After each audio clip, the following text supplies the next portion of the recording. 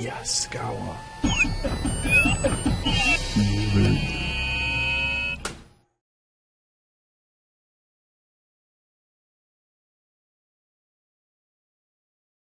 Good morning, this is Kevin Hull. Thanks for joining us. The Motion Applications Group at Yaskawa America is proud to announce a new toolbox. It's the Group Toolbox with G-code support. Here's a quick agenda for this morning's webinar. We're going to talk about some other new things along the way here. We have a new toolbox installer. And we'll talk about the purpose of these toolboxes, in particular Group Toolbox, some of the background on how we got here, some of the requirements you'll have to be aware of if you intend to use Group Toolbox. Take you on a tour of what's inside there, and we'll go through one of its most important features, and that is the ability to do G-code processing. Have a little demonstration available too, and we'll talk about some future enhancements to this, this solution. There's a few quick links that are useful to know to our website, and one of them is listed here. It's yaskawa.com/IECTB, and that stands for the IEC toolboxes, and that's kind of our homepage for all the toolboxes, including this new toolbox installer we put out this month. I'll do a quick look at that page for you right now. This is the toolbox page where you will land if you type in that quick link. Go right to it, and you can see that we have uploaded the new toolbox installer for 3.x, which does now include the Group Toolbox for the first time and also an updated help file. Additionally, the PDF manual has been updated. The previous one was, I think, a couple years old, so that'll be a fresh look on the new PDF for the help files.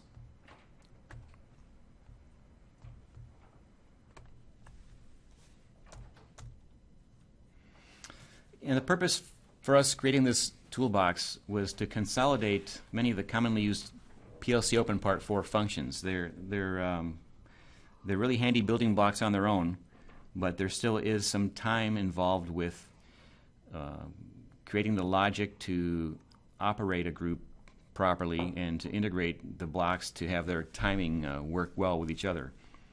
So many of the functions that we've done, add to their simplicity and add to their capability and reduce the overall development time, as you'll see.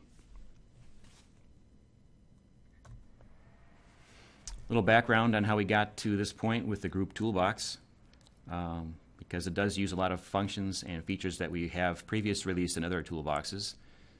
We had file read-write capabilities starting back nearly 5 years ago in 2012, and also COM Toolbox, which allows us to process streams of data coming from Ethernet or serial ports. And we started working on an experimental G-code toolbox nearly 4 years ago. And finally, that took us a year to derive the first motion based on a G-code file. We've identified some beta site applications using these functions, and that goes back a year and a half. So finally, those are in production, and finally, now in 2017, we have something we think is ready for the masses to try and works with our firmware 3.3. This is kind of a roadmap of all the toolboxes we've created, and it kind of shows their relationship, spanning from the hardware layer up through the firmware libraries. Then you have all the toolboxes and how they relate to each application. In this graphic in particular, we see that some of them are grayed out. Those don't really apply to Group Toolbox usage, but the Group Toolbox does pull from many other sources. Part 4, PLC Open, some of the other ones you may know, Yaskawa Toolbox, the File Read-Write Toolbox, and Communications for various features that we use.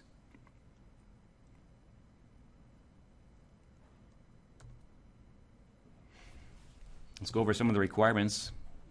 First of all, you need a 3000 series controller.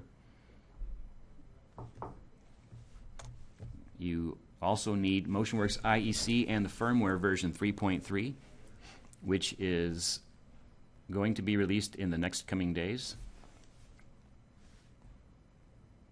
You need the basic set of firmware libraries as shown here at the left.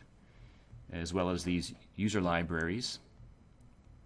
And by the way, these are all part of the new Toolbox installer that I showed you on our web page. The library ordering is somewhat important. This is the preferred order shown here. A new feature of 3.3 is that we can auto-sort these libraries based on their hierarchy.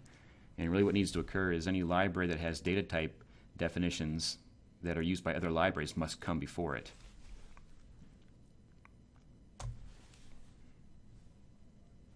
So let's take a short tour of the functions in the Group Toolbox.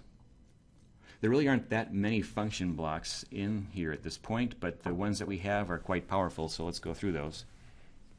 One of the most common functions I think everybody will use is the group control function block. And that's because we take these 7 basic functions and insert them in this one function block here, so that way all the interlock logic that would be involved to manage the enabling of the group and manage the servo powering of the group's axes are kind of consolidated into one function block, as well as the ability to read the errors from various places, the controller alarms, the group alarms, axis level alarms, and warnings can all be displayed here, as well as cleared by this input. So this is a space savings in the code, also a time savings in terms of the logic it would take to otherwise recreate that for each new project.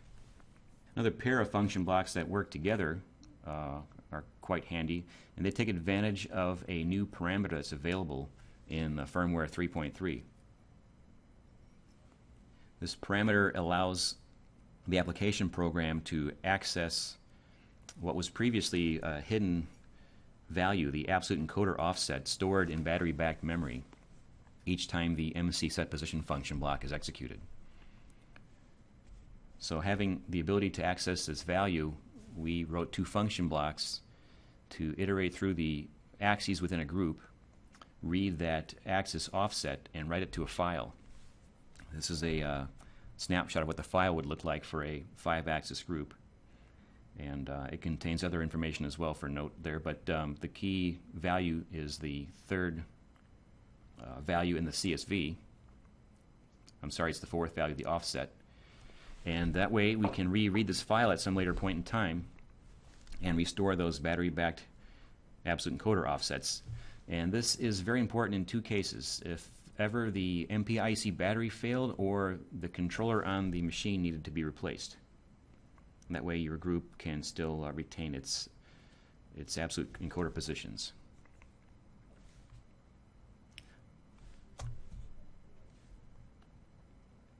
Moving on to the move path function block. This is a very powerful block that handles motion, and we based this off of the move path function block from a gantry toolbox that we created several years ago that used a camming solution. And the major difference here is that this one uses the PLC Open Part 4 motion function blocks. In addition to providing linear and circular motion, it will handle other activities you may need in the sequence, such as waiting for inputs, setting outputs at different locations. You can insert dwell or delay periods between motion. You can repeat a portion of the sequence and stop a sequence early based on input conditions. So as I said, this block is very flexible and powerful. To understand it really requires taking a look at some of the data structures that it relies on. Because here again we see how we've optimized and put several of the PLC Open Part 4 functions within this one function block. So this one has 18 of the PLC Open Part 4 functions in there. Let's take a quick look at some of the data structures for move path. This is the machine data structure. It contains things such as a machine origin, different coordinate system values for offsetting, parameters for maximums on acceleration and velocity for various move types, and some additional information can be contained here for special applications like 3D printing, which kind of get passed through this block and can be used by other parts of the machine, such as bed temperatures and extrusion temperatures and such can be set or read here. If we go over to the Group Toolbox help manual, we can take a quick look at some of the descriptions that are in here for the data types for MovePath. And the major data type there is called MC Path Data Ref. So I'm not going to really spend too much time discussing it now, but it's really worth taking a look at if you plan to use this block for any motion design. And in particular, its list of segments, the segment array. This contains all the data for each of the motions that it may do. You can see the X, Y, Z is here. Also a feed rate. And as I alluded to earlier, there's various things it can do besides providing linear and circular motion, and those are dictated by the segment types, and these are listed here. So here are the 14 different activities this block can accommodate. Just to give you an example of the kinds of applications we've done with the MovePath so far, we've done a case packing application with the MLX200 and MH12 robot. And this is kind of a graphical block diagram of how we created the path sequence. This robot is required to pick parts from some incoming conveyor belts and place them into a box on an outgoing conveyor. And we kind of graphically labeled each of the motions with the red dots and provided labels for those so that we could go ahead and make the program sequence and key that into the MC Path Data Ref. This is a live picture of the actual demo. You can see this in a video on YouTube if you search for Yaskawa Singular Control. There's a nice video that explains singular control, and the blue robot in the video is this MH12. This demo is employing the group control function block that we looked at and also the MovePath. And if the video works okay over the GoToMeeting, I can show you a short clip of that running.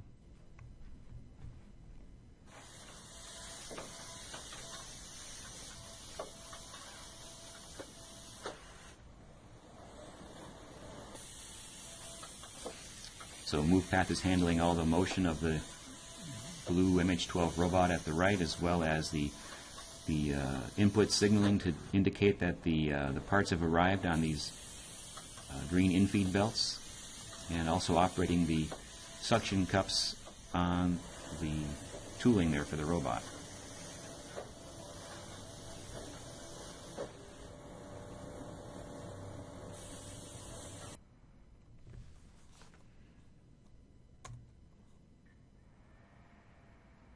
So MC MovePath, in summary, it really is only half of the solution. It relies on some other function block to create this data that it can read and execute.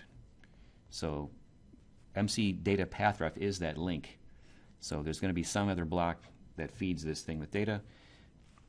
In the gantry toolbox that we had in the past, the path generator function block was able to create path data. And that brings us on to the G-code portion of Group Toolbox, the G-code solution. These are other methods, other function blocks to fill in path data for this function. There was a question posted about the video I just showed about the MH12. The question asks, it looks like the robot has the ability to do conveyor tracking. And yes, it was doing conveyor tracking on the output conveyor.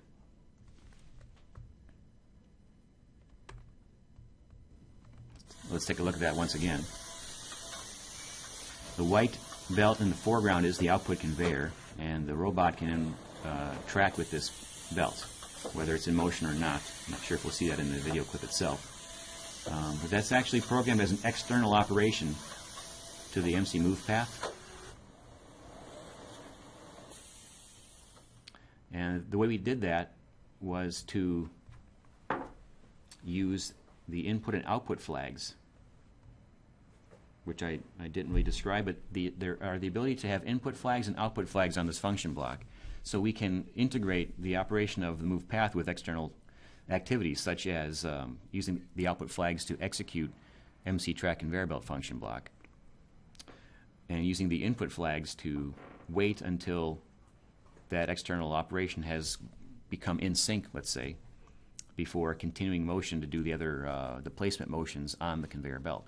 So there is a way using these inputs and outputs on MC Move Path to increase the flexibility and actually work with other operations that are required for the machine. That was a good question. Okay, back to the G-code solution. There are two methods to provide the controller with G-code, and one is a file, and the other one is an Ethernet or serial port stream for that matter.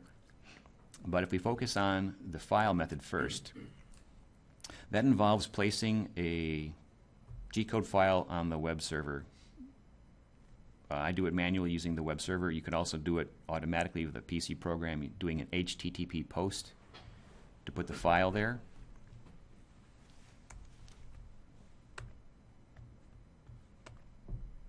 This is my controller, and if I go to the flash or RAM disk directory, you can put the file anywhere that you want. In particular, I have my files in the flash directory right now, flash user data.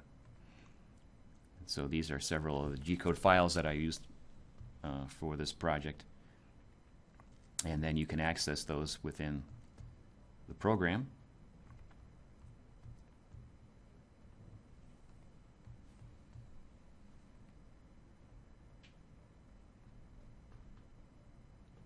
And the other method is with an Ethernet stream.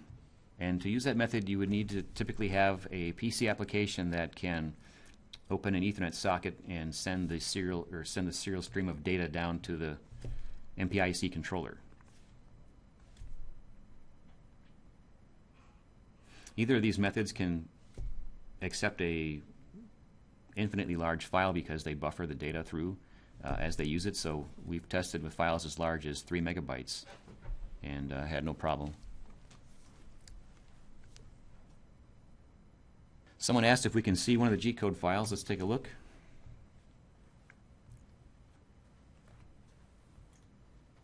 I'll show you this one because I can actually run that later in this demo for you.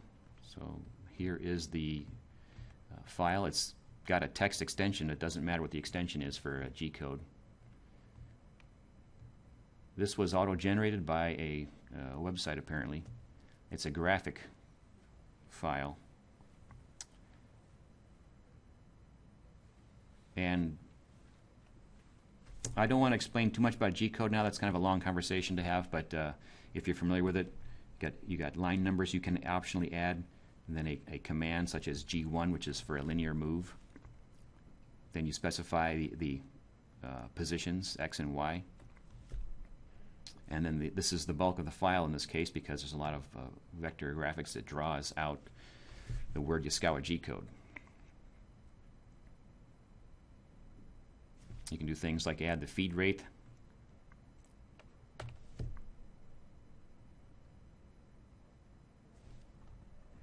It skips comments at the top, ignores those.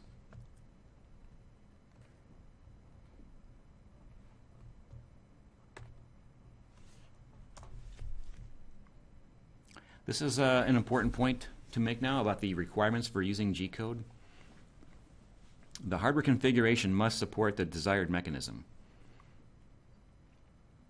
And what that really means is, as we show in the graphic here, the application layer, including really the G-code file itself, the way we read it, the way we populate it into MC path data, and move path itself, and even the PLC Open Part 4 function block that we use, don't have any knowledge or concern over what the actual mechanism is. So they're just operating on X, Y, Z coordinates and degrees of freedom and rotational axes if they're included.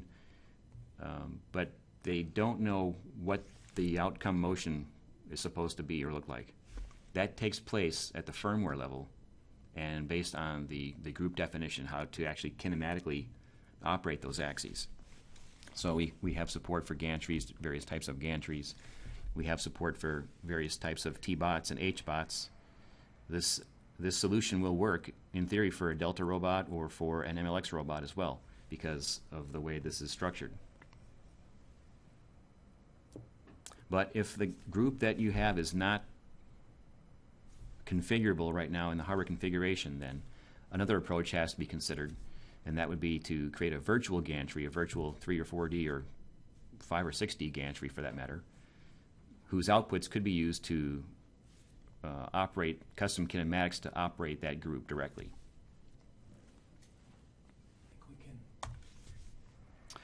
Here's a quick look at some of the G-code files we've listed as being supported in the first release.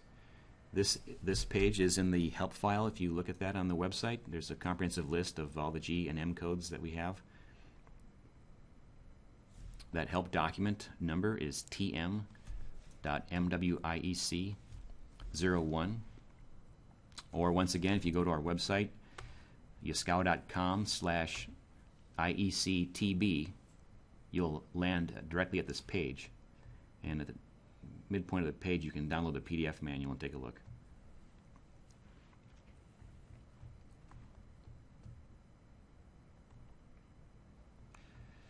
But the support highlights are here, and we have, of course, circular and linear support. We can do work coordinate offsets and tool compensation.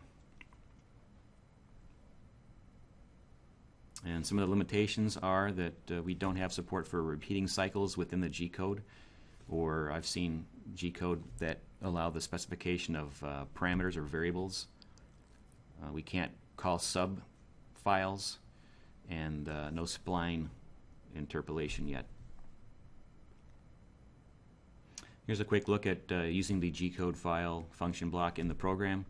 You can see how the file name string is set up, pointing to that location we saw on the web server, flash user data in this case, and then the file name. This screenshot here also shows a trick that helps us to use files that may have data in other user units than were configured for the group. This is a new block in the file read-write toolbox. It allows you to read certain parameters from the hardware configuration. That's why we call it HC read parameter. And in this case, that parameter number is the user units of one of the axes of the group. And so the drop-down code there, I think, is millimeters, let's say. But we use that in this function block to detect whether or not the file itself is specified as inches or millimeters, and convert the data in the G-code file to the correct units for the machine.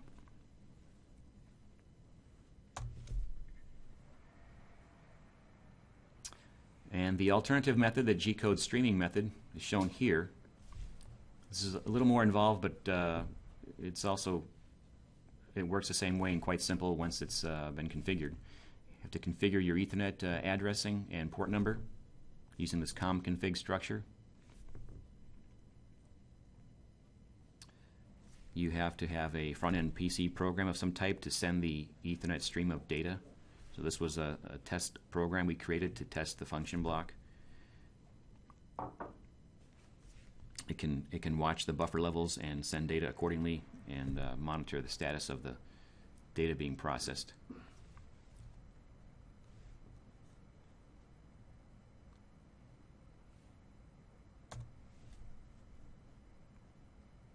Let's take a look at a couple demonstration videos. These are static pictures of a 3D printer we did that's making a boat, and this is a kind of a XYZ with a theta rotational axis on here. We can insert a pen and do pen plotter type tests. This is the Yaskawa G-code file I had opened earlier. And let's take a quick look at those in motion.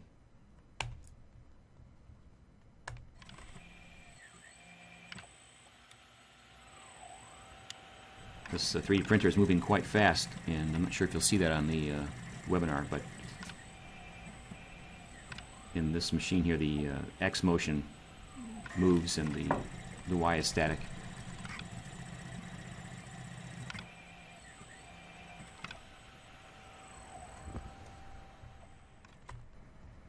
And the other one, the Yaskawa G-code pen plotter, the pen's been removed so it doesn't rewrite over the ink, but this one is a series of, it's all straight line motion, very close together straight line motion. even for the arcs in the G, the C, the O, the D. Those are all straight line segments blended together, and there's a particular blend radius applied so that it kind of smooths out those little short segments. You would not really see any straight line on those by looking closely. Even the figure 8 at the top is also made up of probably over 100 small straight line segments.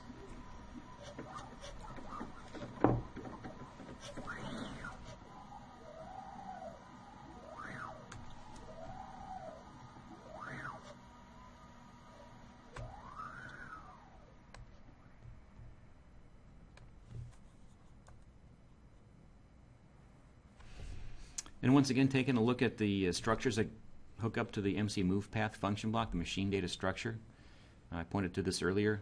There's a way to specify coordinate systems in here. These are kind of like work coordinate system offsets. And you could optionally set that data from the G-code file itself. The G10 command can specify offsets. You can see them here, X and Y. Those are actually the values that are in this watch window at this moment. And then that way you could, in theory, rerun the same part at different locations on the stock piece without having to write the data or recalibrate the machine. So you can load that from the G-code file, or you could have an HMI system designed to populate this structure and then use that value in terms of calculating where the actual motion should take place. And that's really useful for most shape cutting, where you might have a default location orientated at 0, 0, but you want to position this elsewhere on the workpiece. So by setting the offsets, the read G-code file, read G-code stream function blocks will perform those calculations and send them over to the MC move path function block. So in this picture we see a simple shape, which is the inner tracing is the actual data in the upper half of this G-code file. What we're showing here is the tool compensation support. So another quick kind of crash course on some G-code terminology. The T4 selects a tool, and that's from our tool struct that's connected to the function blocks. It has a radius and a length. But then G40 is one of the tool compensation codes, and G40 turns off tool compensation. So that's just making sure that there will be no tool compensation applied to run the shape the first time. And that's the inner picture we see. Then it comes down and goes to -1, -1, which is down here at N80. And then G-code has two commands. They're for right and left compensation. And so G41 is to be with the tool on the left. And that's enabled when this command is encountered. So at this point now, when we move around the shape again, it's the same code. It's just been copied and pasted. All the same coordinates here. But because T4 was selected, and if we look in the watch window for the tool struct, tool 4 has a radius of 1/2 inch. So all the calculations for the motion given to the linear and circular function blocks has been recalculated to be at that 1/2 inch offset tracing the original shape.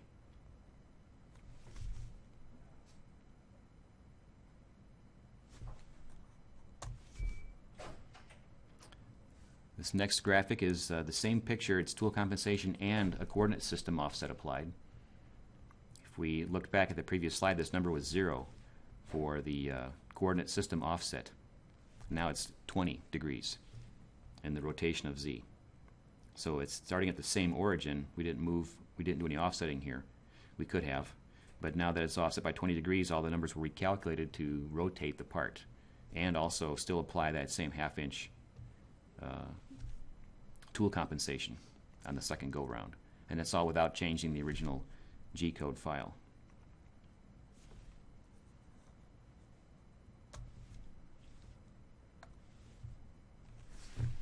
So as we look to the future, what we'll do with the Group Toolbox is think about other functions that generate that MC path data ref, which is that key link between your data, your input, and the motion that you want to do. So looking at things like case packing and palletizing solutions possibly. We're looking at potentially adding more G-code support. There's other functions we could look at providing that you know, based on request and based on some things we know we'd like to get to, that would help to further enhance the solution. Another function blocks here that would make handling groups more convenient. The ability to verify the absolute encoder offsets would kind of be a third block that goes with the ability to read and write the encoder offsets. If you have a machine that has one or more motors that act on the same joint, call them prime and secondary axes, a function block to align them together, or at least move the commanded position of one to the other, would be useful to avoid an error or an alarm when you try to enable a group. And a couple of homing and move to zero type functions would again be very useful for many groups.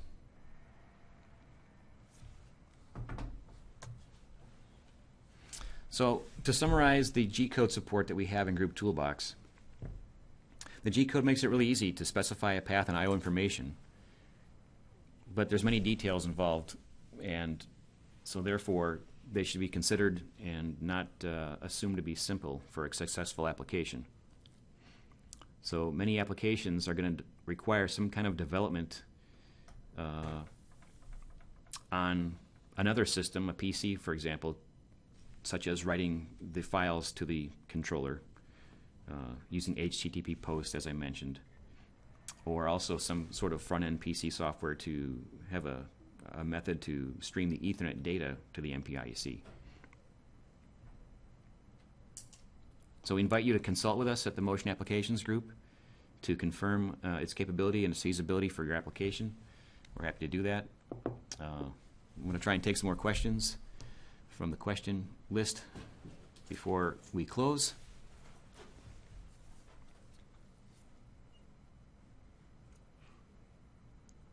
There's a question that asks if you can reverse on a segment. So if something goes wrong, you know, can you go back to the last path beginning, or can you go back to where the path was last successfully, I suppose, executed?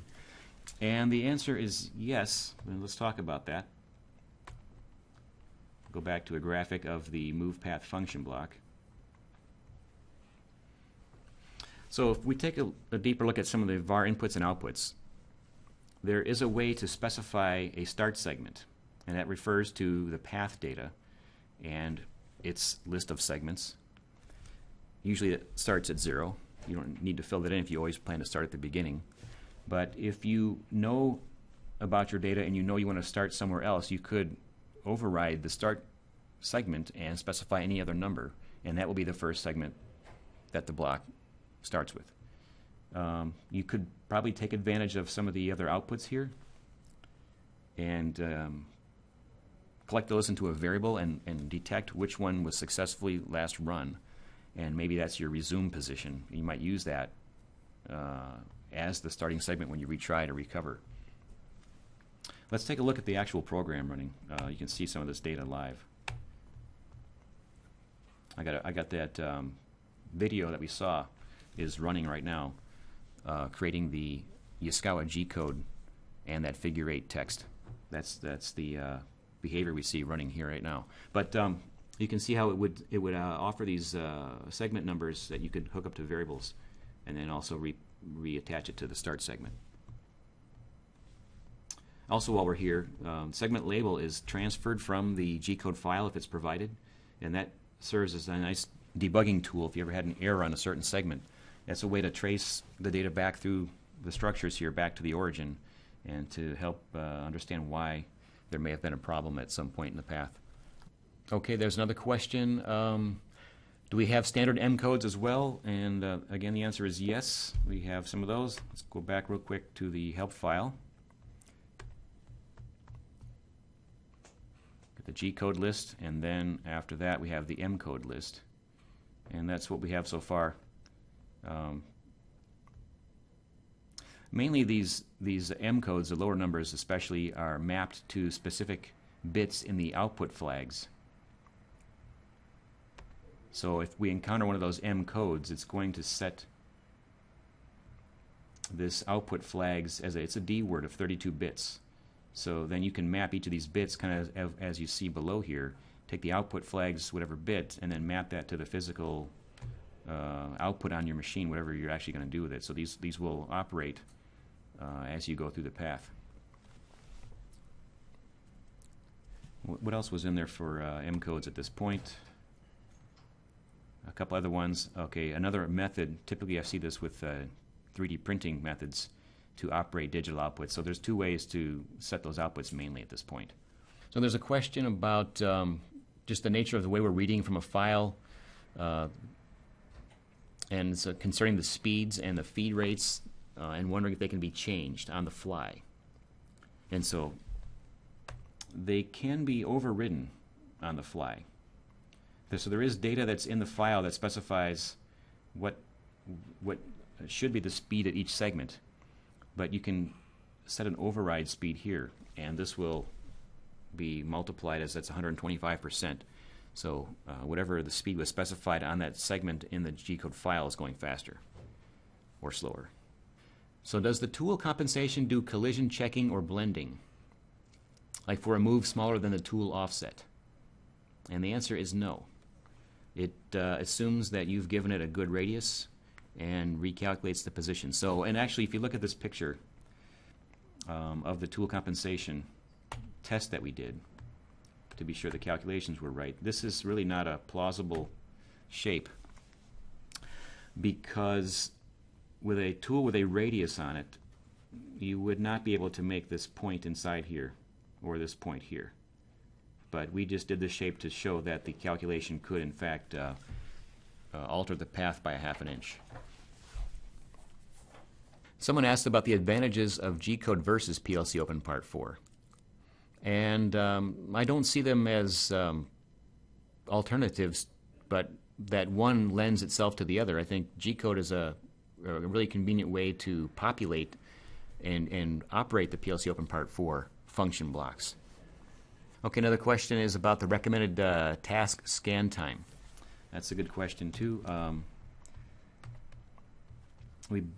We have put this information in the help file, and I can tell you that I think in general it makes sense to operate the MC move path in a fast task. In this case, my task rate is set to 4 milliseconds, and only because it really only matters if you need to operate output flags quickly in terms of the motion that's going on with the way the segments are being processed. If you have small segments and you have a need to operate an output accurately on a given segment, that would be more important. Otherwise, it's not so critical that this is in a fast task, because it's buffering the motion ahead of time as much as possible.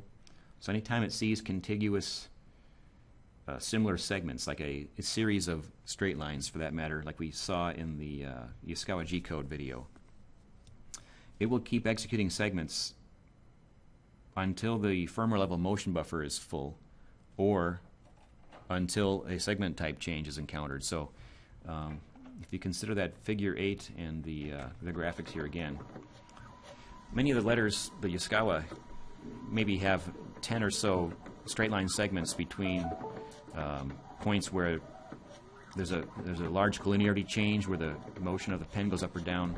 That'll cause a stop in motion. That'll cause a stop in the execution of function blocks to the motion buffer. But when it does this G, as it's doing now, there may be over 100 small motion segments that get executed kind of in fast succession, so that the motion buffer is never starved for data. So it's kind of working asynchronously in that regard. So the task rate is not mission critical in all cases. Also, I'll go over here and show you the read G-code file function block. It's in a slower task, actually. And again, it doesn't need to be fast because it's buffering the data ahead of time. If we watch this run, so the file that allows us to make the picture we see in that video is 21 kilobytes. And I set a buffer size of about 4 kilobytes per read. So it's kind of buffering ahead of time. If you watch the path buffer level, when it starts, it fills up at 75%. Then it drops down because motion's occurring and the buffers are full below this level.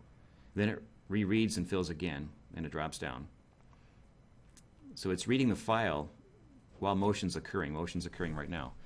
I put a little code in here to at least have 6 points processed before we allow these bits to fire the MC move path function block, so it gets a head start. When we see this go to 0,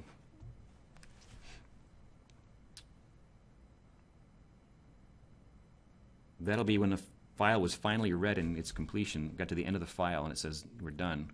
But the motion is still occurring. So there's this time lag created where we're buffering as we're reading and also executing, and they're working together and sharing this buffer data in the MC, or in the path data, the MC path data ref structure we've mentioned many times. So that alleviates, I think, the need to run the file any faster in most cases. There's a question about how does the G-code handle look ahead for corners.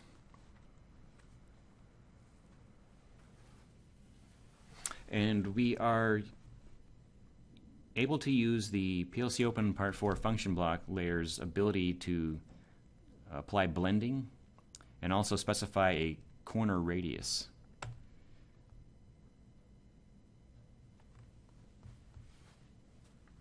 In the My Machine structure, there's parameters we've added, and a couple of them allow you to specify a transition mode and transition parameter. And these are mapped directly to the MC move linear absolute, MC move circular absolute. And the different codes are basically that transition mode 3 is for a corner radius, and then if you use this feature, then you have to look down to the third array index, and that is the actual radius to be applied. So again, back to the video for the MC move, or I'm sorry, the video for the Yaskawa G code. Even though there's many lines here, maybe a handful, they're all with a little 3 millimeter radius kind of applied as we go through the points. And that's especially true on the G arc, the C, the O, and the figure 8.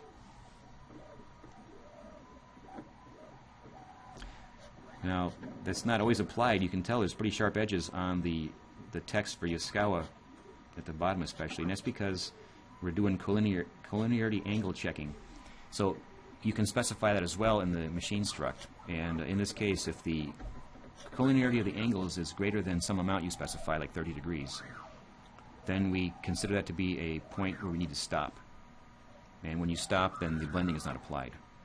So it helps to really only apply the blending when you want it and not apply it when it should give you a sharp corner.